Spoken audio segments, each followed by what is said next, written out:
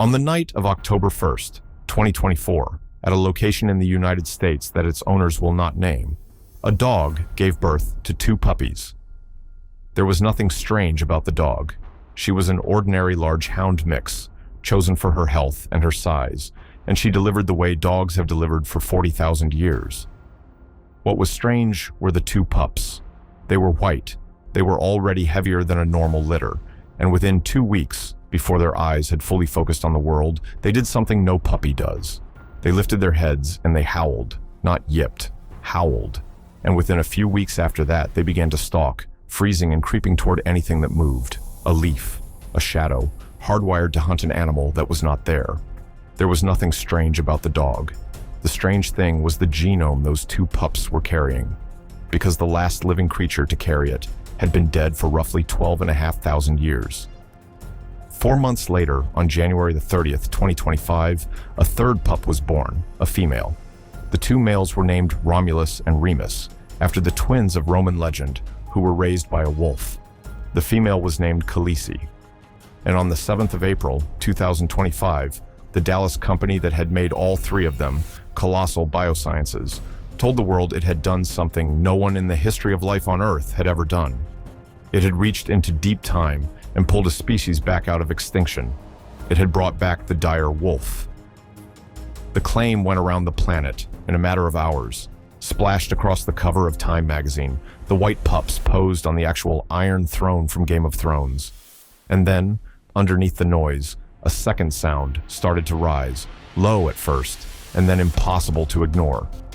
It was the sound of the scientists who study these animals for a living, saying, one after another, that it was not true, not a hoax, not a fraud. Something far stranger than either, and far harder to hold in your head. Because the honest answer to the question, did they bring back the dire wolf, is not yes, and it is not no. It lives in the narrow, uncomfortable gap between those 2 words, and that gap is one of the most fascinating places in all of modern science. To understand what was actually born that night, you have to understand what a dire wolf actually was, because it was not the wolf from the show. An Direwolf was a real animal, an apex predator that ruled North America through the last ice age and vanished around 12,500 years ago.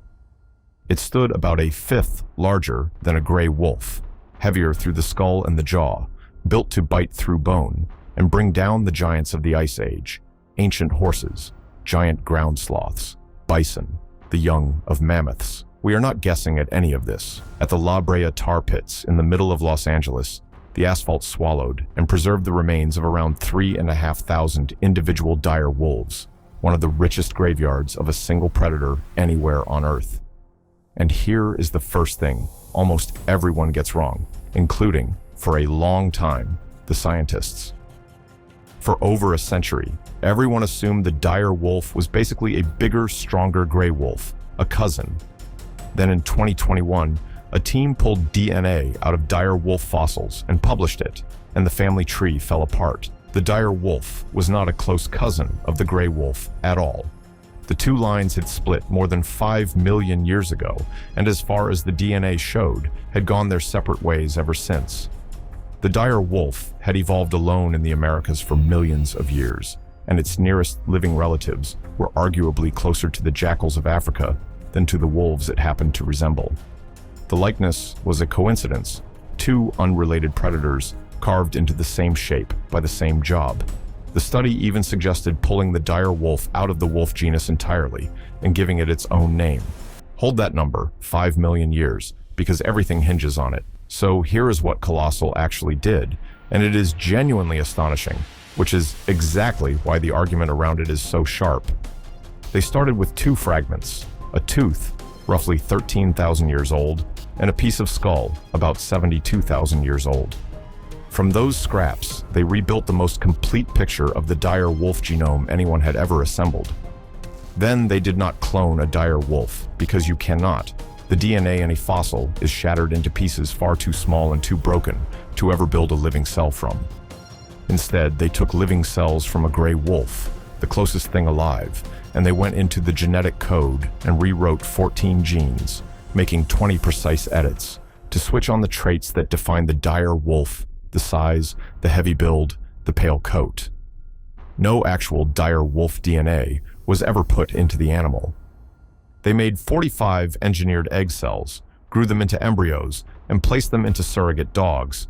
In 2 of those dogs, a single embryo took hold and grew to term, and those 2 became Romulus and Remus. They ran it again for Khaleesi. Now, hold the 2 numbers next to each other, because this is the whole fight in a single image. The dire wolf and the gray wolf last shared an ancestor more than 5 million years ago, and their genomes differ by something like 12 million letters of DNA. And the bridge Colossal, built across all of that, was 20 edits. The animals in that preserve share better than 99% of their DNA with an ordinary gray wolf. But do not let that number make the animals themselves small, because they are extraordinary. They live now on a 2,000-acre preserve at a place kept off every map, ringed by 10-foot fences, watched around the clock by a team of 10 and a staff of veterinarians, registered with the federal government.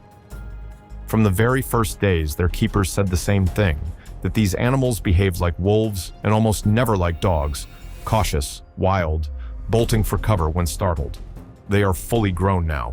Remus, the larger male, is the alpha, and Romulus follows as the beta. And in the most recent chapter, the one that makes this a living story and not old news, the 3 of them have finally been brought together into a single pack. They eat together, they play together, and they hunt together. 3 white predators moving across a fenced field in coordinated pursuit, doing the thing their bodies were built for, in an animal that the fossil record swears has not existed for over 12,000 years. When the news first broke, even George R.R. Martin, the man who put dire wolves into the modern imagination, was moved to tears and said the announcement stirred him more than any scientific event since the moon landing. And there is a quieter result that matters more than the headline. Using the very same cloning method, Colossal also brought 4 red wolves into the world, the most endangered wolf on the planet, with barely 17 or 18 left in the wild. That is not a stunt.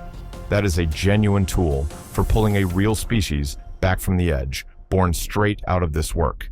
So here is the objection, the one the experts fired off within hours, and it is a fair one. If you brought back the dire wolf, where is the dire wolf? A gray wolf has around 20,000 genes, and Colossal changed 14 of them. One geneticist did the brutal math out loud and estimated the pups were, optimistically, about 100,000th dire wolf. Another asked the question that cuts cleanest: would a chimpanzee with 20 human edits be a human?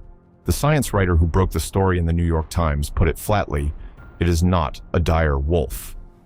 And then came the part that is genuinely hard to answer. Colossal's own chief scientist, an evolutionary biologist, who actually co-authored that 2021 study that redrew the family tree, publicly described the 3 animals as gray wolves with 20 edits, and admitted that calling them dire wolves is a colloquialism, not a scientific fact. The company that announced a resurrection had, within weeks, quietly walked the very word most of the way back. And it gets stranger, because even the science underneath is now contested. That same chief scientist has since claimed her new data show the dire wolf actually did interbreed with the ancestors of gray wolves a few million years ago, and that the 2 share more than 99% of their DNA, which would soften the picture of a totally separate animal painted by her own earlier paper. As of now, that new claim has not been published or peer-reviewed. So when you ask the simplest possible question, how far apart are these 2 animals really?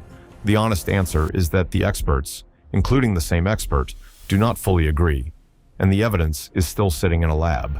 Let me be honest about the parts that were theater, because that honesty is the whole point. The white pups posed on the Iron Throne. That was marketing.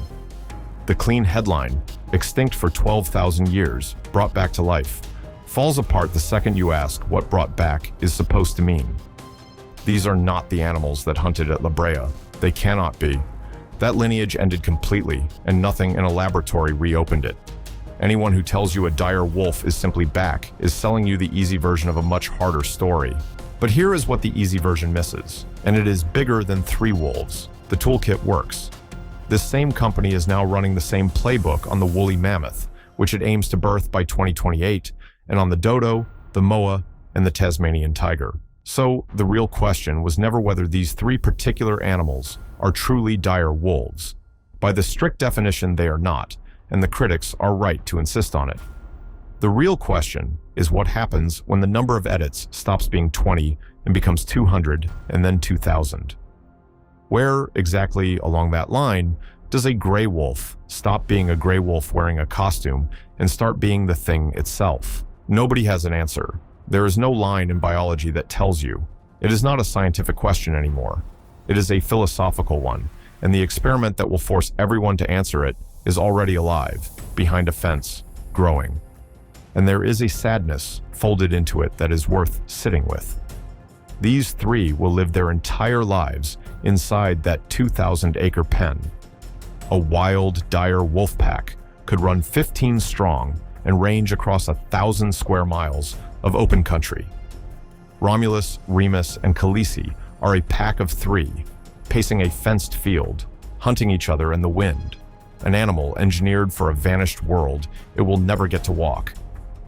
They are, depending entirely on where you decide to draw a line that science cannot draw for you, either the most expensive pets ever made or the first crack in a door that everyone had assumed was sealed shut forever.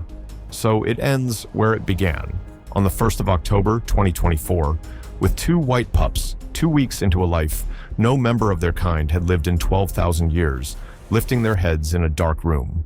They are 99% gray wolf. They are something the fossil record says should not exist.